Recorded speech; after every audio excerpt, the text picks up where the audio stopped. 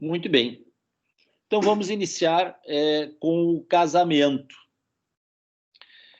O casamento, ele garante igualdade aos cônjuges, né? Esse é a primeira regra, o primeiro princípio relacionado ao casamento, a igualdade entre os cônjuges. Essa regra é onde efetivamente se quer chegar. Nós estamos muito longe dessa igualdade real nos tribunais brasileiros, assim como na sociedade do modo geral, né? Não é porque é o tribunal reflete apenas aquilo que a sociedade entende como correto, como deva obedecer. Então, esse reflexo do pensamento da sociedade acaba se encontrando no tribunal também. E essa igualdade entre cônjuges não é estabelecida de forma muito clara. Não é por outra razão que nós temos varas especializadas da violência doméstica, entre tantas outras situações de proteção especial, até porque essa igualdade absoluta não existe e nós sempre tentamos sair dessa cultura enraizada, mas isso não é uma tarefa muito fácil e nem uma tarefa para ser realizada de um dia para o outro.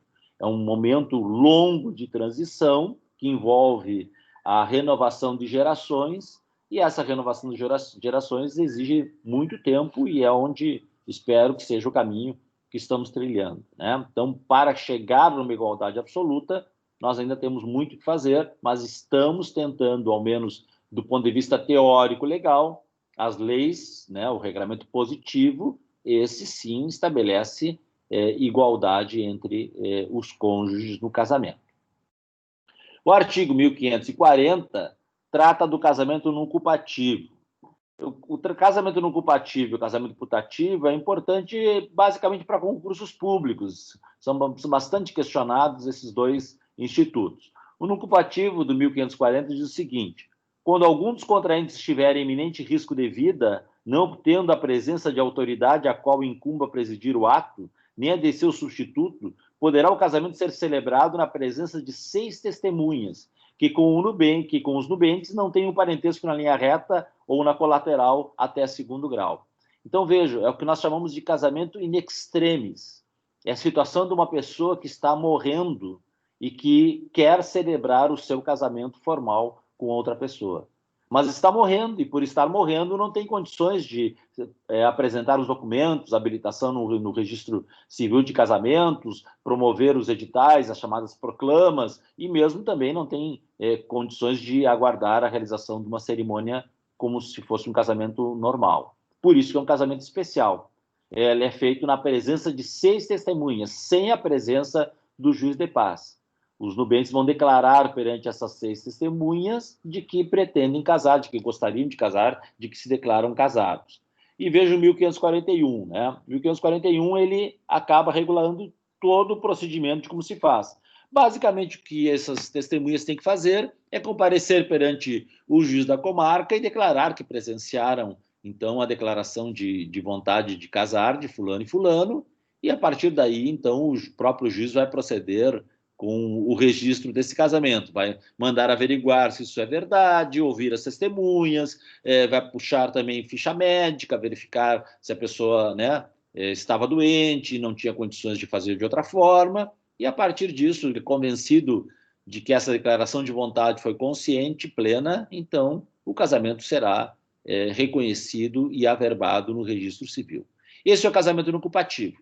Já o casamento putativo, do artigo 1561, ele, na verdade, é um casamento inválido. É um casamento que pode ser considerado nulo ou anulável. Então, o putativo ele é sempre inválido. Ele sempre será inválido, nunca será válido. E, logicamente, embora inválido, o interesse do estudo dele é porque, embora ele seja inválido, ele produz efeitos.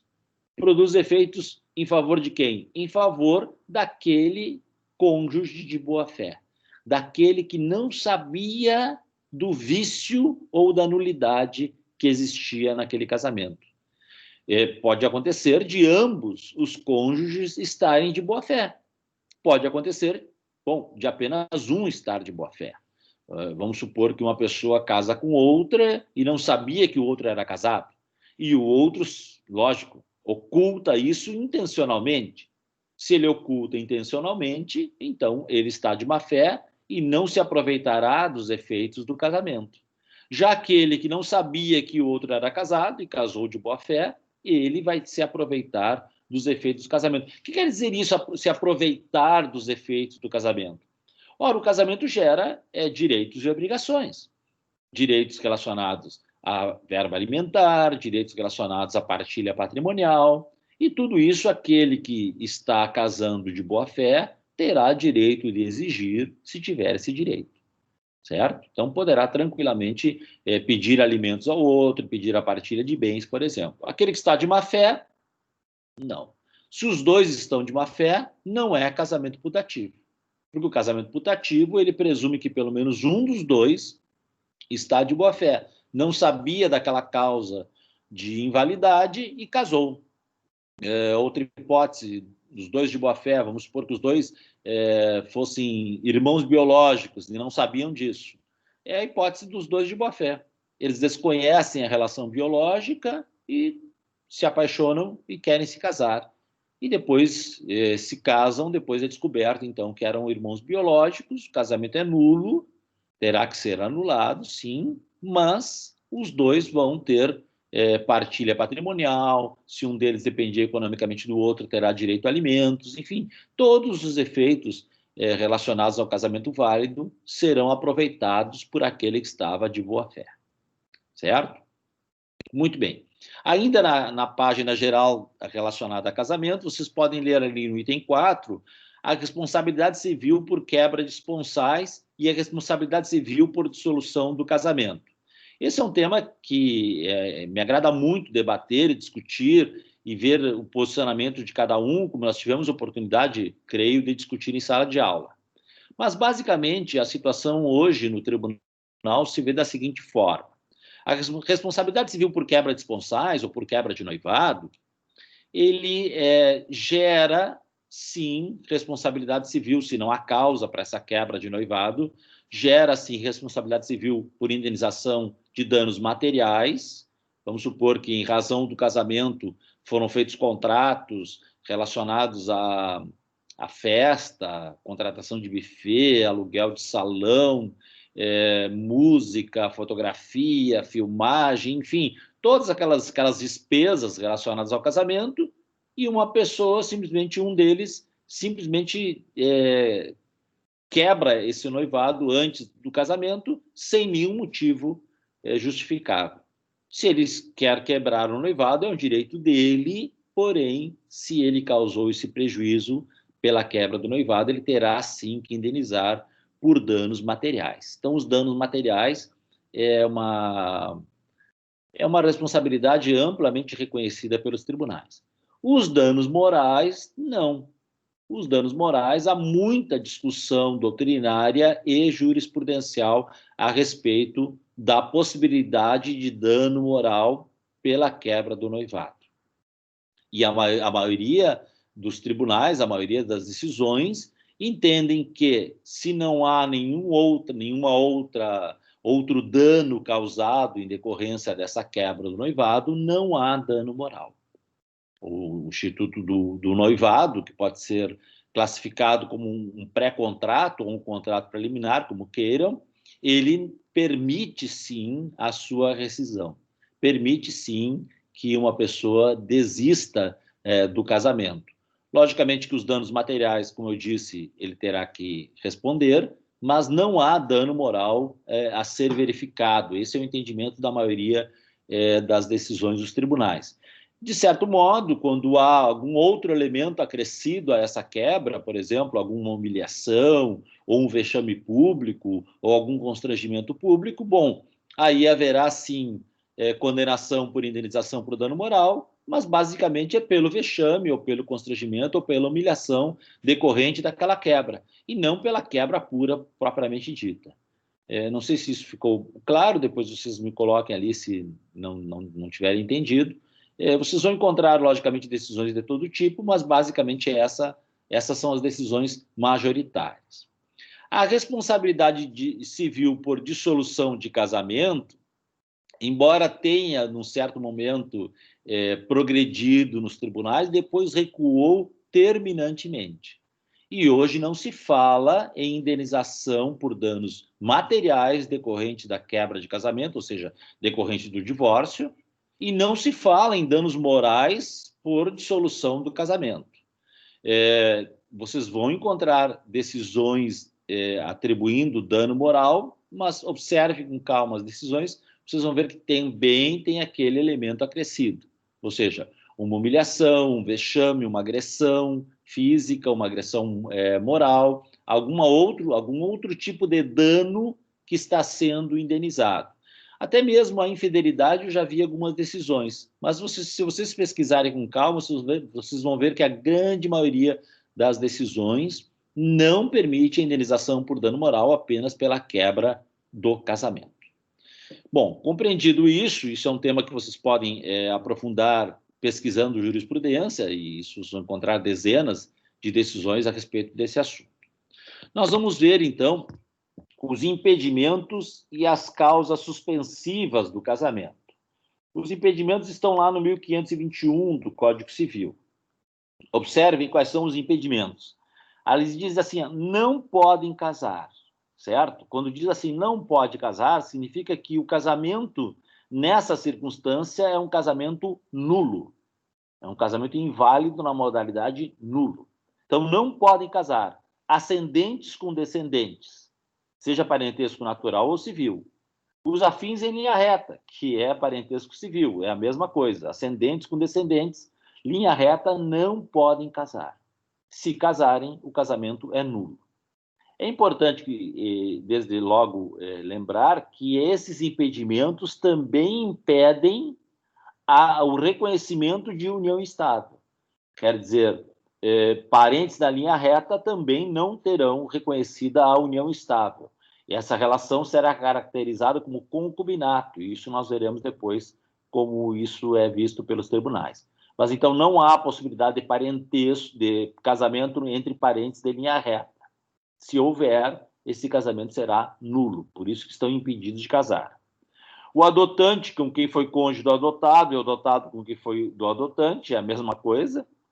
Os irmãos unilaterais ou bilaterais, demais colaterais até terceiro grau, então os irmãos não podem casar. E aqui diz o seguinte, demais colaterais até terceiro grau, quer dizer, irmãos não podem casar. Os de quarto grau, primos, podem casar livremente. E os de terceiro grau? Os de terceiro grau também podem casar, embora aqui diga que não, eles podem, desde que apresentem, tem um decreto muito antigo a respeito disso, desde que apresentem laudos médicos, comprovando, atestando que não haverá prejuízo à prole, pode sim ser autorizado o casamento de parentes colaterais de terceiro grau. Então, os de linha reta, seja qual for o vínculo, natural ou civil, não podem. Os colaterais de segundo grau, os irmãos, não podem casar. Os de terceiro grau podem casar desde que apresentem essa documentação médica.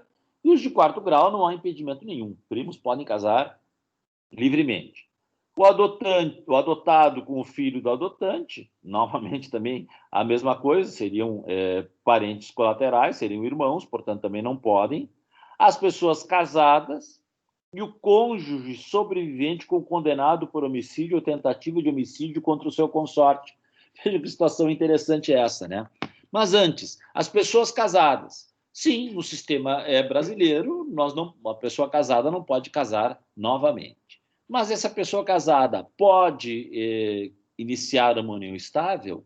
Sim, pode iniciar uma união estável. Uma pessoa casada, desde que separada de fato do seu cônjuge, pode iniciar uma nova família que se constituirá como uma união estável reconhecida plenamente pelo STJ, até pelo STJ. Já uma pessoa casada que ainda viva com o seu cônjuge e monte uma outra família, aí nós voltamos à ideia da chamada família paralela, certo? As famílias paralelas, então, estão aqui nesse modelo de uma pessoa que é casada, mantém o casamento, mantém o seu cônjuge, a sua família com o seu cônjuge, e monta uma outra família com uma outra pessoa. Essa segunda família será uma família paralela. Repito, os tribunais nossos dos estados têm reconhecido essa família paralela como família, e o STJ acho que caminha exatamente para isso, mas ainda não. Mas caminhará, por certo, para esta circunstância. Muito bem. Então, o que é casado não pode casar, mas se separado de fato, pode montar, sim, uma nova família, e essa nova família é reconhecida por todos os tribunais do país, inclusive Brasília, como uma união estável normal, como qualquer outra. E as chamadas, esses são os impedimentos, né? Esse último impedimento do inciso 7º diz respeito ao cônjuge sobrevivente condenado por homicídio, tentativa de homicídio contra o seu consorte. Veja a situação que curiosa que é, né? Alguém tenta matar um cônjuge para ficar com... Quer dizer, ele tenta matar alguém para ficar com o seu cônjuge. Então, há impedimento nessa circunstância, justamente em razão do homicídio ou da tentativa de homicídio. Eu confesso que é uma situação que eu nunca vi, na prática, nunca vi nenhuma decisão a respeito também sobre o assunto, mas bem curiosa. Então, esses são os impedimentos que geram nulidade. As causas suspensivas do 1523 não geram nenhuma espécie de invalidade, não geram nulidade de espécie alguma. As causas suspensivas, elas têm que ser obedecidas. Se elas não forem obedecidas, o efeito é que esse casamento será pelo regime da separação obrigatória de bens. Quer dizer, a desobediência a uma causa suspensiva produz um único efeito, que é a imposição do regime de separação obrigatória para esse casal. Nenhum outro efeito. Então, é um casamento válido, perfeitamente válido, e, logicamente, como não é tão importante assim, essa causa suspensiva pode, inclusive, ser afastada pelo juiz. Se você está enquadrado em uma dessas hipóteses do 1523, você pode pedir ao juiz para afastar a causa suspensiva e pedir autorização para casar. Então, é perfeitamente possível ter um casamento por outro regime, desde que autorizado pelo juiz. Não autorizado pelo juiz, então, uma pessoa casa com infração à causa suspensiva e não pede prévia autorização, ele vai acabar casando em regime de separação obrigatória de bens. Olhem lá o 1523. O inciso 1º, o inciso 3º e o inciso 4º do 1523, todos eles têm preocupação patrimonial. Então, o primeiro diz, a viúva que tiver filho do cônjuge falecido, enquanto não fizer inventário dos bens do casal e dar partilha aos herdeiros. Preocupação patrimonial. O inciso 3º, o divorciado, enquanto não houver sido homologado ou decidida a partilha de bens. Preocupação patrimonial.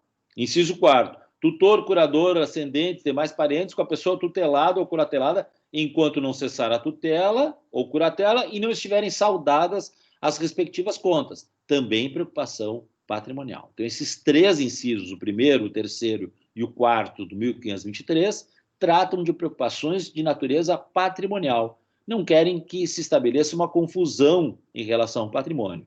Lembrem-se que esses incisos e essas regras vêm lá do Código de 1916, cujo regime de casamento era o regime da comunhão universal de bens. Então, hoje, no regime da comunhão parcial, é menor um pouco a preocupação, a possibilidade de confusão patrimonial, mas existe, em tese existe, e foi mantida a mesma regra. Já o inciso 2º diz o seguinte: a viúva ou a mulher cujo casamento se desfez por ser nulo ou ter sido anulado até 10 meses depois do começo da viuvez ou da dissolução da sociedade conjugal. Então, observem que, neste caso aqui, a preocupação não diz respeito ao patrimônio, mas diz respeito à presunção de paternidade. O filho gerado dessa mulher é presumidamente do seu marido. Então, a viúva ou a mulher cujo casamento se desfez por ser nulo até 10 meses infringe a causa suspensiva, né? Porque poderá gerar uma presunção de paternidade ao novo. Por que 10 meses? Porque é o tempo máximo de duração de uma gestação. Observem ali o parágrafo único, aquilo que eu disse para vocês. É permitido aos nubentes solicitar ao juiz que não lhes sejam aplicadas as causas suspensivas previstas nos incisos 1, 3 e 4 desse artigo, aqueles que tratam das preocupações patrimoniais, provando-se a inexistência de prejuízo, respectivamente, para herdeiro, cônjuge, pessoa tutelada ou curatelada. E no caso do inciso 2º, que é a preocupação com a presunção de paternidade, a nubente deverá provar nascimento do filho ou inexistência de gravidez na fluência do prazo. Lógico que também é uma regra de uma época em que a investigação de paternidade era muito deficitária, muito restrita, nós não tínhamos à disposição os exames de DNA e, em razão disso, logicamente, as preocupações com a paternidade decorriam exatamente da relação que a mulher mantinha naquele momento, né? Ou momento aproximado da concepção. Por isso, é uma preocupação também relacionada à causa suspensiva. Bom, basicamente, os impedimentos são os mais importantes, porque esses, sim, impedem de casar se forem alegados antes do casamento, quer dizer, por isso que um casamento é dado publicidade à sociedade, as proclamas, os editais, é justamente para que a sociedade fique sabendo que duas pessoas querem casar. Justamente nesse período aí dos editais, qualquer um pode comparecer no registro civil e apresentar o impedimento para o registrador e dizer, olha, esses dois são irmãos, ou fulano é casado, enfim, qualquer uma daquelas hipóteses. E se isso for demonstrado e comprovado, o casamento não será realizado. Porém, se ninguém alegar antes e o casamento for realizado, então o casamento é inválido, certo? É nulo, absolutamente nulo. Muito bem. Já as causas suspensivas não atingem a validade do casamento, apenas atingem o regime de bens, caso não tenham sido obedecidas.